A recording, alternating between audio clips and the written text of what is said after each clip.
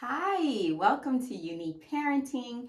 I am B. Moise, and today I want to talk to you guys about how to guide your children towards independence. And I love talking about guiding children towards independence because as a parent, your job is to work yourself out of a job. Your job is to basically create, an environment and a child friendly environment, but also an independent, fulfilling environment so that your child can do things all on their own. Children, very, very young, they want to do things on their own. When they're like really itty bitty, 2, 3 years old, I can do it, I can do it, let me do it, I want to do it. And as they get a little bit older, they still kind of want to do certain things, but if you got in the habit or you got in the routine of doing things for them, they may not want to do it or they may not know how to do it. So then you get a lot of pushback and you get a lot of, I don't want to, or why should I do this? Or isn't it your job to do that? For me in my household, independence is something that I really, really drive because of, my son being on the autism spectrum. I want to make sure that he has a fulfilling life. And for me, what I define as a fulfilling life is just the ability to do things for yourself independently and not, fully depend on people to do everything. And when I mean by everything, even something like pouring cereal, making your bed, brushing your teeth, little routines that just kind of give you that foster independence. And I want him to be able to do all those things. And he can do all those things. And the reason he can do those things is really simple because we started to create independence from a very, very young age. As little as 2 years old, I made Jake very independent of me, meaning, yes, you're going to do this, you're going to do that, you're going to brush your teeth, you're going to comb your hair, you're going to blah, blah, blah, blah, blah. And I've noticed as he's gotten older, it's just been easy. Like chores are not chores, really. They're just kind of like part of his day to day task.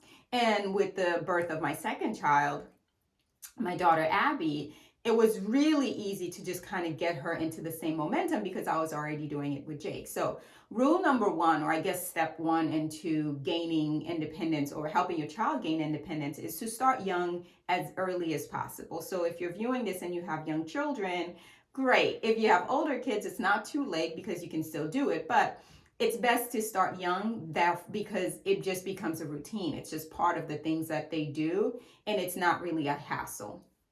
So start young. Number two is consistency. Be consistent with, what you're doing. I love making breakfast. One of the things that I enjoy for one of the things I enjoy being a mom is making breakfast, making lunch, making dinner. I love cooking, so it's not really a task or a chore for me, so it's really therapeutic. But I love making breakfast. So when my daughter started to ask, "Hey, can I make my own breakfast?" I was like, "No, that's my job." But it was her asking to do something independently, and it was kind of her really wanting to define, what she can do, what she can't do. And I had to relinquish that, and that was really, really hard because baking breakfast is something that I love to do and I enjoy it, and making lunch and making dinner. I guess I find fulfillment in feeding my children. But I did have to relinquish that a little bit, and her breakfast was pouring cereal. Like it was something that simple, and I make extravagant breakfast. So we kind of had a give and take in terms of some days she would make breakfast and sometimes I would make it for them.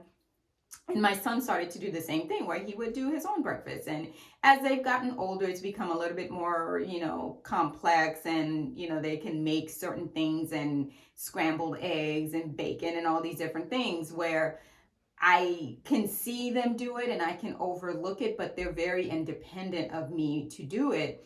And it was hard. That was really something to relinquish. So, but consistently allowing them to improve on that skill. I know the first time my daughter said she wanted to make breakfast, I said, okay. She over poured the cereal, and it was like, oh man, you did it wrong. But I didn't see it that way. It was more like, okay, this was your first try. This was your first attempt.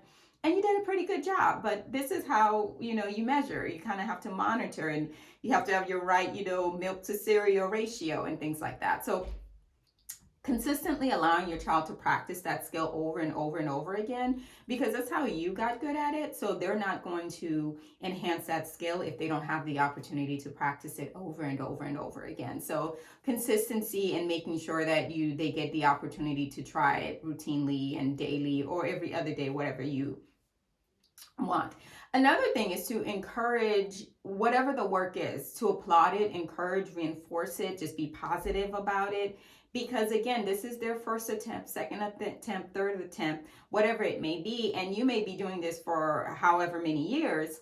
So for you, it's easy, but for them, it's a practice shot. So however they do it, whether it's folding clothes, putting things away, I involve my children in all of the tasks that involves their stuff. So if I'm doing laundry, they're a part of that. If I'm washing clothes, if I'm folding clothes, they're a part of that. If I'm cooking lunch or breakfast, they're a part of that. Like anything that has to do with them, they're a part of it.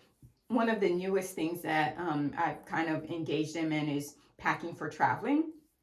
So again, just making them more independent. It's like, hey, this is what packing looks like. This is what it involves. This is what it entails. This is the things that go behind it. So when you get to your destination, you're not wondering, where's my stuff and how come I don't have this, So again, just all these things are foundation to travel. I'm sorry, all these things are foundation to independence and for your child to really gain independence. Now, if you have older kids and you're thinking, man, I can't get them to do any chores or to be independent or to pitch in or be involved, this is a conversation.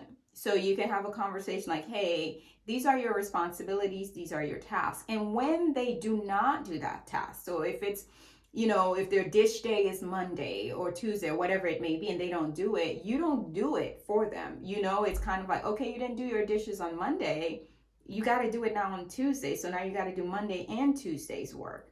Just kind of let them know it is a natural consequence of life. If you don't do something, it just piles up. One of the conversations that I have with my kids all the time is I'm like, there is no magical cleaning fairy here. Like there isn't someone that is just, waiting for you to do, make a mess and then it gets magically cleaned up. The magical cleaning fairy is myself. And I let them know that, but I also let them know I want the room to look like how I would, enter it. If a new person came in and they wanted to play, they know where things are. Like that's how I want you to leave the room after you're done with it.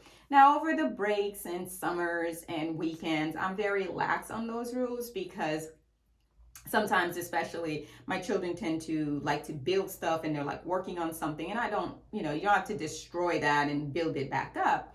um, but I am very consistent with just letting them know, hey, make sure it looks the way that someone else can enjoy it and not just, your vision. Someone else can also be a part of it. But it's also letting them know how to pitch in, because if I keep cleaning up after them over and over again, they will never learn what's the point, because I become the cleaning person.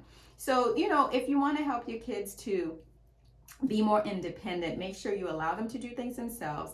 Let them practice it over and over again. Let them know that you are not a magical cleaning fairy, that, when it does get done, it is being done by you, and, and it's something you want to do. And when I feed my kids breakfast and I make them breakfast, even when my daughter wants to make it, I let her know, like, this is something I enjoy. This is something that I love. I do it to show you my love, but I'm more than happy to collaborate with you with breakfast. And, it's just been a partnership. That one's hard. It has been hard for me to relinquish, but I've seen the growth in it. So in the meantime, I want you guys to enjoy your unique parenting journey with your unique child.